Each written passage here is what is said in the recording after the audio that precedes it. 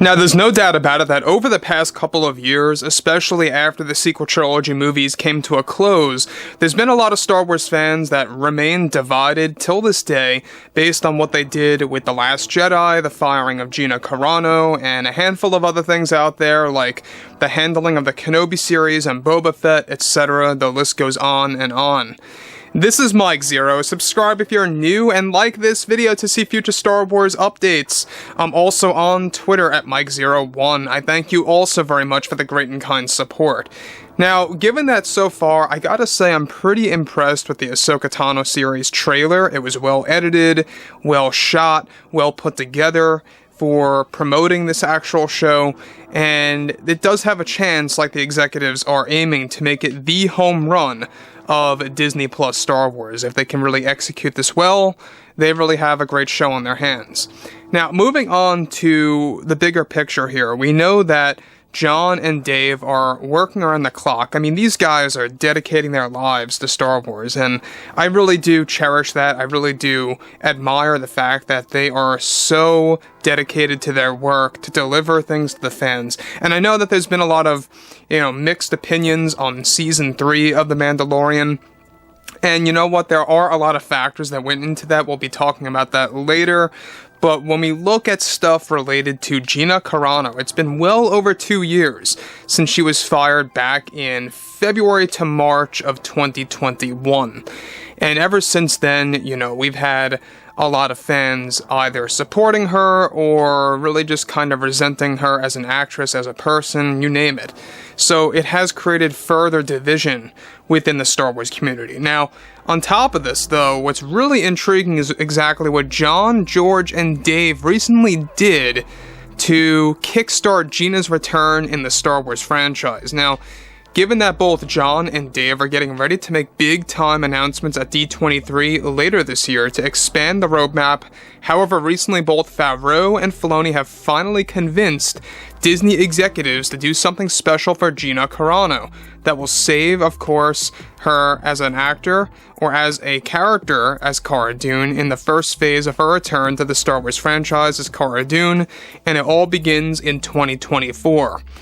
Now, this is planned to be for the deleted scenes surrounding Cara Dune for a special edition of The Mandalorian Season 2 that they of course, will be able to make appear on and becoming officially canon next year, where Gina held a very important scene with Luke Skywalker discussing about his sister Leia. The scene was cut back then by Kathleen Kennedy when they were creating the second season. Now, it's noted that additionally another scene that Gina Carano shot for Season 2 with Cara Dune that will be appearing on the special edition involves a fight sequence between herself and Moff Gideon that was cut out by Kathleen Kennedy as well, that John and Dave created with Peyton Reed as the director. This took place while he was being held captive before Luke makes his big entrance. All of these scenes are now being officially reinstated and edited for the Mando Season 2 special edition to debut during the summer of 2024 on Disney Plus. That will be the first ever return of new Cara Dune content and material.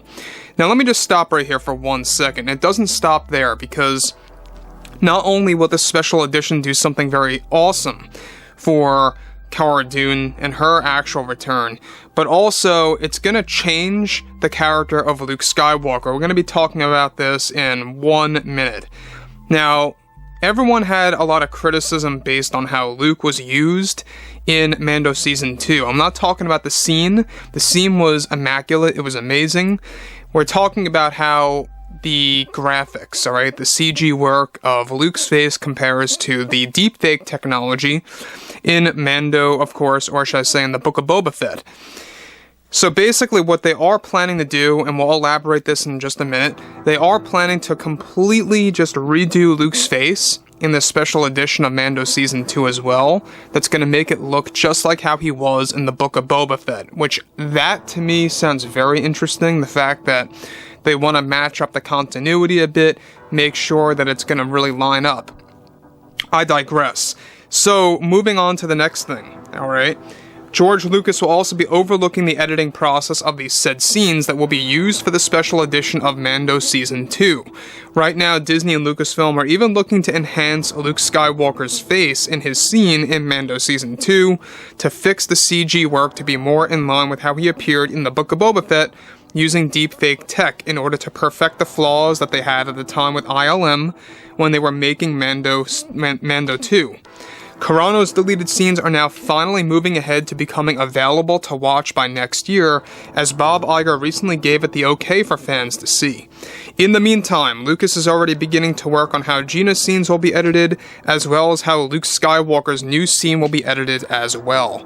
And we're talking about how they're going to be redoing Luke's face in the special edition of Mando Season 2.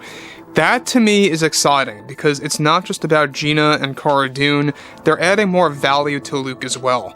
And that's the one criticism I think that a lot of fans, including myself, had. You can call it nitpicking if you want, maybe it is so, but I just feel that Luke's face seemed a little off in the second season of Mando, especially when you're used to seeing him in the Book of Boba Fett and you go back. It looks so dated, even though it was just a couple of years ago. And basically that's because ILM used better technology. They used deepfake tech with some revolutionary CG techniques thrown in there as well that allowed them to create a near, and I say near flawless, take on Luke in the Book of Boba. Now, following that, Mando Season 4 and Ahsoka Season 2 are going to have a lot of Luke Skywalker scenes where ILM has this brand new technology that's going to make it even all the more superior than how you see it in the Book of Boba Fett. It's all about evolution, right? So, I don't know what you guys have to say about this, because some fans may not want a special edition of Mando Season 2, some fans feel like it might not be worth it. I, however, do believe it will be worth it. I think that this is amazing, it's perfect, it's what the fans need.